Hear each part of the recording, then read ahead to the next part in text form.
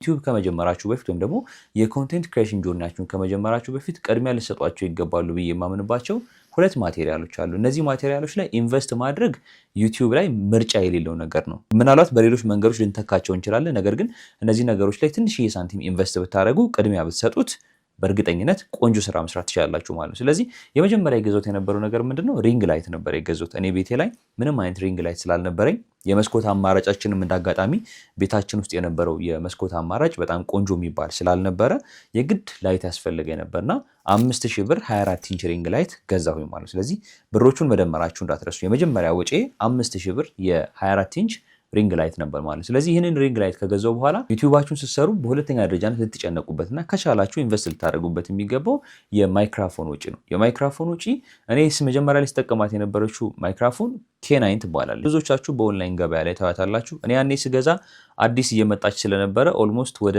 1800 ምናምን አካባቢ ነበር ይሸጡልኝ።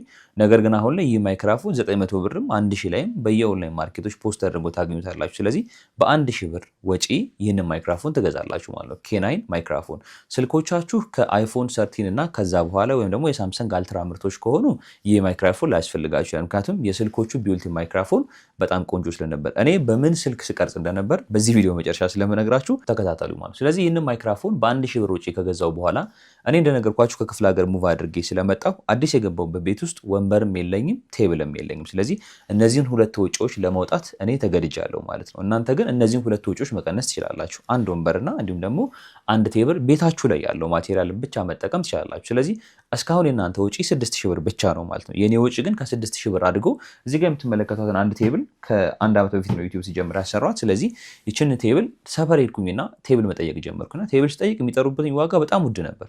8000 ብር 9000 ብር ምናምን የሚል ዋጋ ይጠራሉ ቴብል። ሶ ምን አይነት መንገድ ፊገር አውት ላድርግ አልኩኝና እዛው ጋራዥ ጋር ጠጋልኩኝና ብረቱን እግሩን ብቻ ለቴብል የሚሆኑ እግር ብቻ ብረት ገዝቻቸው የመበየጃ የሆነ ያክል አስከፍለውኝ እንዲሰሩልኝ ጠየቅኳቸውና በ3000 ብር ምናምን አካባቢ ሰሩልኝ። 2800 3000 ብር ምናምን አካባቢ ሰሩልኝና ከዛ በኋላ ከጎን ደግሞ እንደዚሁ ጣውላ ቤት ጋር ሄድኩኝና ኤምዲኤፍ የተቆረጠ ኤምዲኤፍ ካላቸው እንዲሸጡልኝ ጠየቅኳቸውና እንዳጋጣሚ የነበራቸው የተቆረጠ ኤምዲኤፍ የነጭ ከለር አማራጭ ብቻ ስለነበረና በቅናሽ ዋጋ በ1200 ብር አካባቢ ሊሸጡልኝ ስለነበር የተቆረጠችውን ኤምዲኤፍ ሙሉ ኤምዲኤፍ ያኔ 1000 ምናምን ብር ነበር። ነገር ግን እኔ የፈለኩት